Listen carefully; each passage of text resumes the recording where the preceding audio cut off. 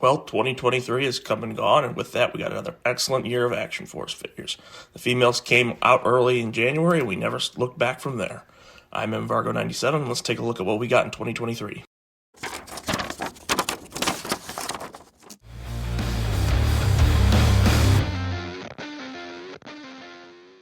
2023 saw three main waves as well as some exclusives. Series 3 arrived early January, and we got Eclipse, Killswitch, Pandora, the Female Steel Brigade, and the Delta and Spec Ops Troopers.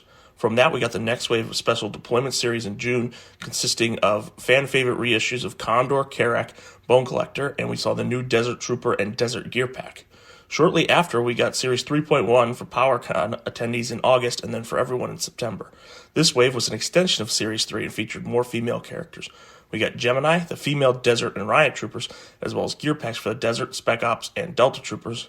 We also got upgrade sets for Eclipse, Killswitch, and Pandora, and then we got another 3 weapons packs in the form of Echo, Foxtrot, and Golf. Now, other than the mainline figures, we got a few exclusives. First, we got the Bloody Band Pandora variant figure, and then the first mail away in the line with Covert Ops Condor. Then we had the 2 Joe Fest exclusives, Warpath Eclipse, and the Stan Solo collab Retro Deseret. Finally, for PowerCon, we got the Swarm Horde. Series 3 gave us the ladies of Action Force finally, some of whom, like Eclipse, had been initially shown off in the first Kickstarter.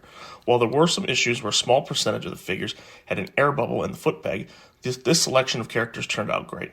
They look proper compared to the male figures seen in previously and don't look like adolescents. Despite the fact that these figures were produced at a different factory, everything works together between all the figures. A magazine can fit in any gun, and everything is the exact same size. There's no weak figures in this series, in my opinion. All the characters have excellent sculpts and the same attention to detail we've grown accustomed to from Valaverse. While it was initially slightly disappointing we didn't have any gear packs for the females, fortunately they still came with a gun, so it didn't feel incomplete. My personal favorite for this series ended up being Eclipse. The head sculpt looks great, as well as the masked head. I really like the color choices for her character as well. Overall, Series 3 was an excellent wave to kick off 2023. The third SDS series came next and gave collectors a chance to pick up some of the long sold-out figures from Series 1.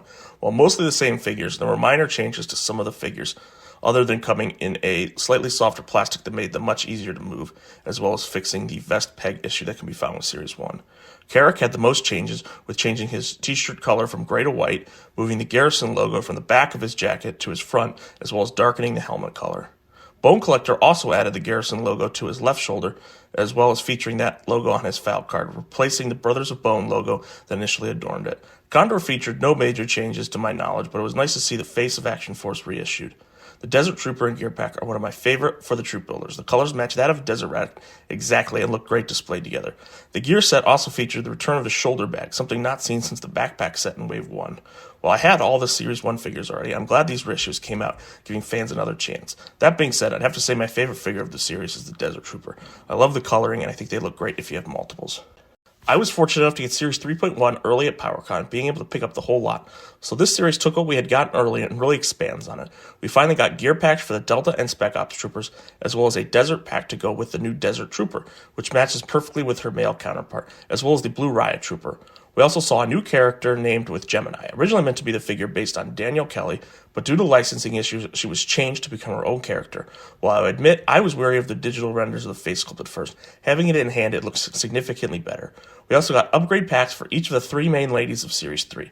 These feature new head sculpts, vests, and accessories to kit out these characters differently than they initially came. Killswitch came with an awesome Barrett 50 cal sniper, and Pat paired with a new head sculpt looks great. The Pandora upgrade set also featured a 1 in 3 bloody head, which I personally think even looks better than the head that we got with the base bloody version.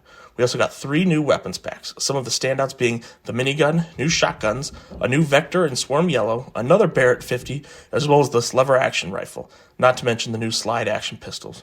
3.1 was packed full of stuff, but if I had to pick a favorite, it would probably be the Spec Ops gear set. Just like with its male counterpart, an all-black vest can lead to so many possibilities, and with me being someone that likes to kit patch, I can look at that and see a blank canvas. The last set of figures we got were the exclusives. The Bloody Pandora comes in this amazing white box with blood spatter, reminiscent of the color of issue 7 of the comics. While just a repaint of the standard figure, the blood spatter just looks flat out awesome.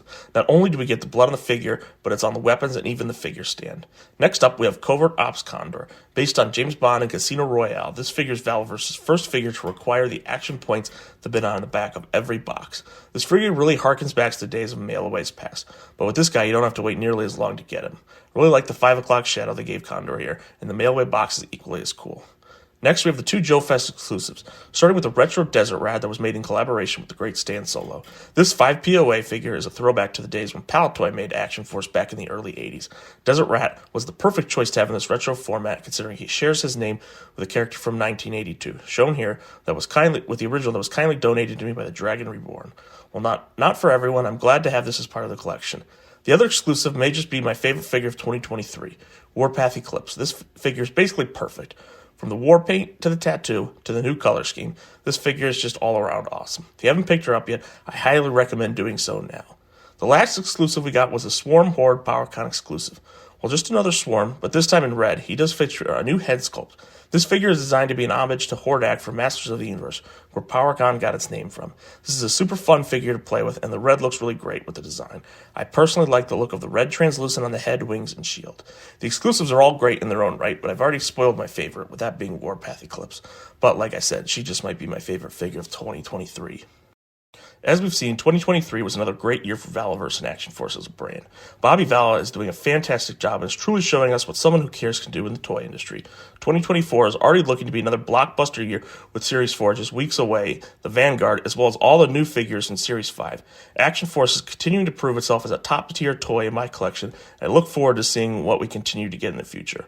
Well, let me know down below what your favorite figures were and who you're most looking forward to in 2024. As always, I'm MVargo97. Don't forget to like and subscribe for more Action Force content, and I'll see you next time.